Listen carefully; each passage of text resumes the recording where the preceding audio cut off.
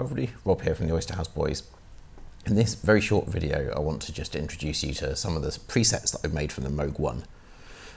Now, I'm going to talk about the actual synth more in a video later on, probably in a couple of weeks or so, and I'll do a full-on review and tell you my thoughts on it. But for now, I just want to show you some presets that I created. Now, I created these for Future Music magazine, and if you want to know how I made them, then you'll be able to read that in the next issue, which I think is out in about 3 weeks. But if you want to actually just play with the sounds yourself, then there'll be a download link in the description below. So feel free to rip them apart and just see what you think of them and hopefully enjoy them. Okay, so let's start with the one which is called Approaching the Void. So this is, let's just check my levels. Some of these are slightly different, and that's for live purposes. Yep, okay. So this has 2 parts. It's got a left-hand bass part, which sounds like this. It's got a little bit of fizz and warble to it, which I like. And then the right hand, which actually starts about 1/3 of the way up the keyboard, which is very easy to adjust. Has a kind of a syncopated feel. It's got a kind of a dotted 8th tape delay on it, and it sounds a little bit like this.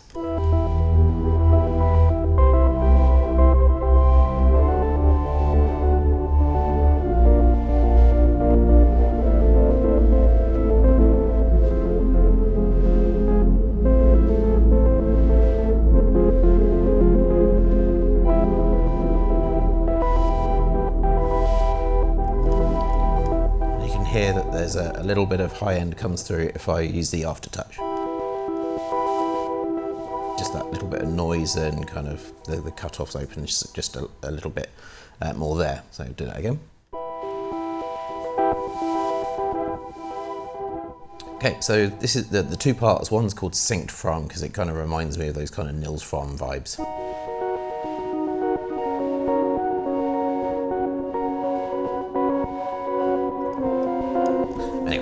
So that's number 1, that's Approaching the Void. So let's move on to number 2. Now this one, I'm just going to turn the volume down on this one, I think. Okay, so as you can probably tell, this is that kind of very traditional CS80 sound. Now, there are loads of these floating around for the One and for other synths, and what I've done is I've kind of taken the best of what I like from all of these. My favourite is actually on the Prophet Rev 2 that ships with one. I can't remember what it's called now, but I really liked that sound. And then there are a few others that I liked, and plus there were a bunch of like soft synth VST versions which I like elements of. This is maybe a little over the top. Some of the modulation on here is quite strong. I like it like that. It sits in a mix quite well. So I'll just I don't know, this is called, I called this Neo Tokyo Jazz Bar. So yeah, okay.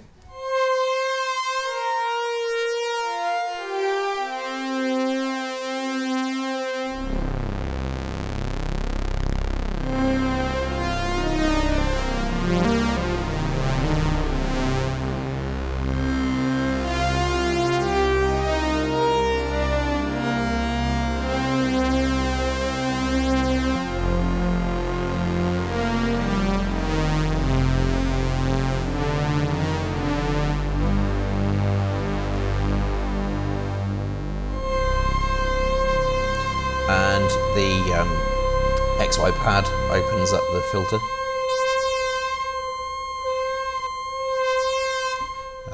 And obviously pitch wheel and mod wheel. Mod wheel's quite subtle. There's no aftertouch on this patch at all. It's pretty much just playing the keys and using the XY pad.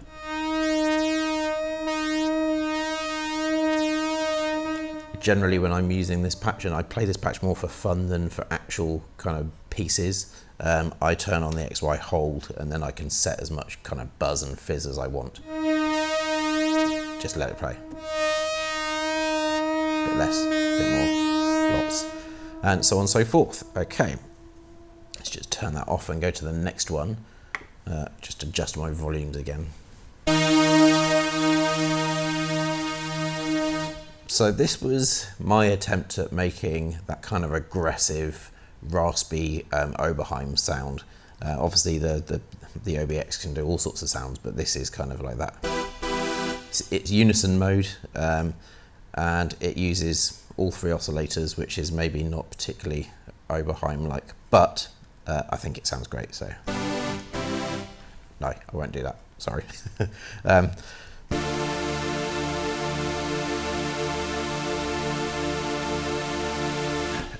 So there's not a lot of movement in the actual tone. There's just a little bit, which I think it's subtle, but subtle enough to make it not sound quite so vintage in a dramatic way, if that makes sense.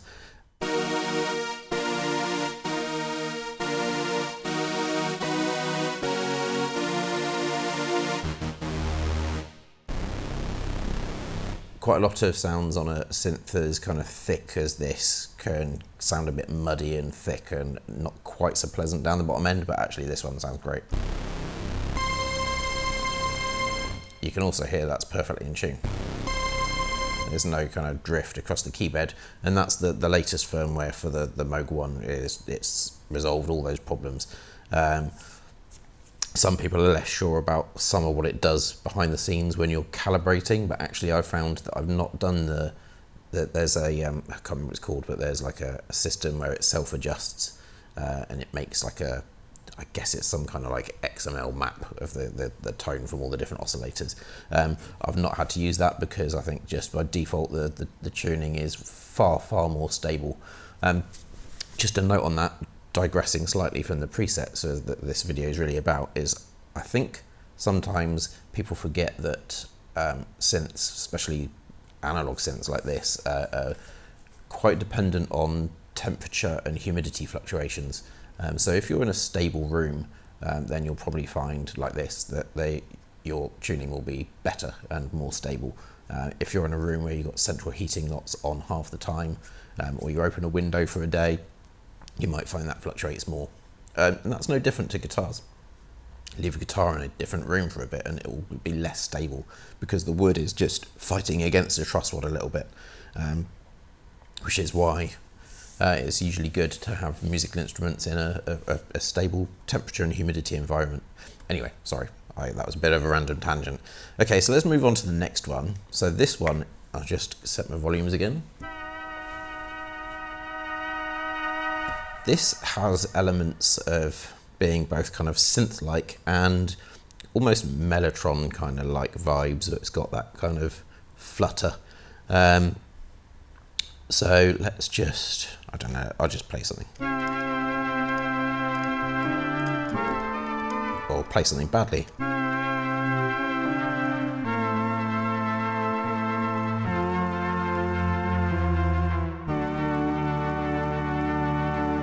So this voice is, it's meant to be kind of vintage, almost organy or almost mellotron-like. It's quite a simple one.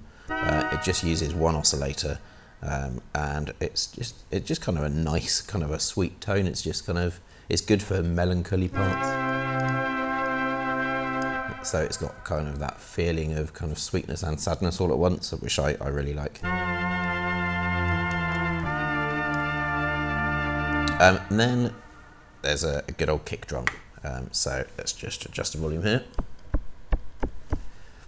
So many different flavors of kick out there, but I wanted to show for the article how to make a reasonably solid kind of center ground kick that is quite usable. And obviously arranged across the keyboard you get different kinds of kick out of it.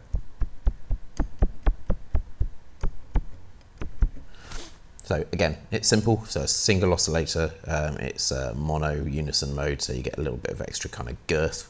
You know, everybody likes a bit of girth. Okay, and then there was one more, which is called pressure pads. Just turn that up a little bit. Okay, so pressure pads sounds like this. I'll do a similar kind of a thing.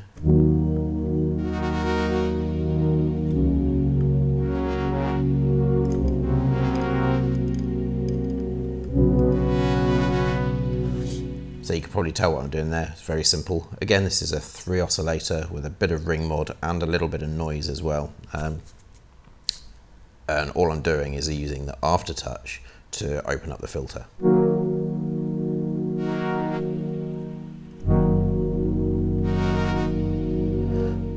And again, it's one of those, it's almost got a kind of a whirly kind of sound, like a bit of a Rhodes kind of sound to it when you don't open the filter, but when you engage the aftertouch, it becomes much more synth-like.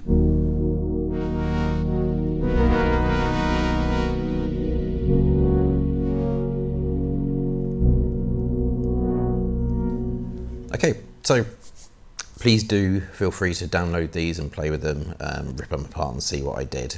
If you want to actually learn step by step how to put these kind of sounds together, and I hope there's a nice variety here, then check out Future Music Magazine next month. There'll also be a little bit more of a rundown in video format that goes with that issue into how to create these patches. So grab them, enjoy them, tell me what you think. If you want to see patches created for any other synth, let me know. Either soft synths or proper analog synths or digital synths, DX7, D50, the Grandmother, ARP Odyssey, Prophets, all those kind of things. They're all in the studio. If you'd like me to put the guitar through anything as well and process guitars that way, might be interesting. And also all the modular gear. I've got lots of modular videos planned for the next couple of months. So the run up to Christmas is going to be pretty modular heavy for my channel. Probably less music, although I'll still be putting out a little bit of music on my YouTube channel, but more kind of like introductions to the various modules in my rig. Before I go, I'll just introduce a couple more of these patches that aren't in the downloads, but they'll be available in a future download. These are ones that have been made specifically for an album I'm working on at the moment. So let's just go through some of these. So there's a track called Mistake Not. And this is it's kind of just synthy. And it's called, in fact, ARP One. It's made for arpeggios. And then I've got another one here. More kind of effect-based than kind of tonally interesting. And then another one, not glassy. And I will share all these at some point.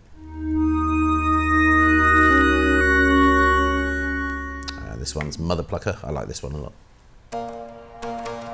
This one's it's almost like you're using a brush on a snare. It's got elements of that as well as playing keys.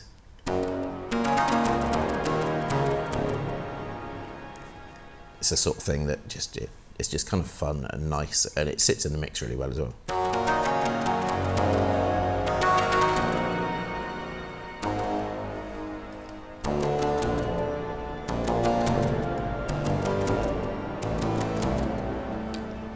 Okay, and simple keys.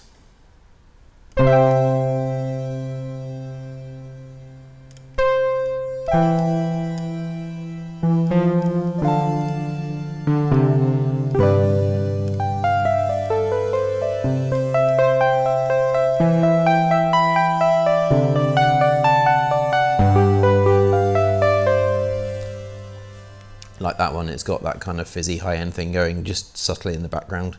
And then there's the synced file, which is just the kind of the right-hand part of that previous patch without the bass part. So just going to let this one ring through for a little bit because it does change with time. I'll just add in the master effect as well. There is a master effect on this patch. Just gives it a little bit more airiness. It's just a kind of a shimmery, reverby type thing.